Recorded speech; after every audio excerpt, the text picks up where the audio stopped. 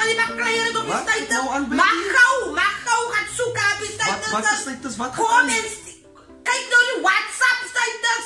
Baby, hier's niks status op nie. So daar waar jy kan nie status as kyk en jy kan die video's die Hoe weet jy dat ik het nou net kijk is dat zien gestie voor een R5 airtime? Ik heb nou net ingezet. Baby, 5 sê dan gaan baie gou so nog liewe. Dat is een rap-off. Nee, nou wacht. Hier is iets important. Ik kan weer verzijden in een phone, man. Nou, aan elkaar airtime koop. Waar is ik nou? Kijk, die capitaine. Het van mij een message gestuurd. Hij had nou gezegd.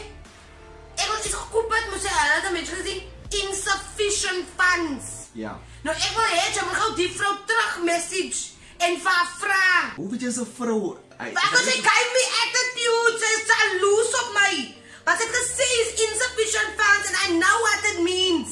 Niet automatic, als die message komt niet van automatic, het is een carry. It's a person. Okay, baby, nou insufficient funds mean dat jy te genoeg geld in jou account het.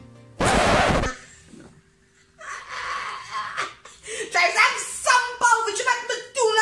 Insufficient funds, break it down. Ik wil gaan leren tevoren. Het is in, zo die geld is aan. Sufficient, maar het is die bank, zeker die bank de tweede naam.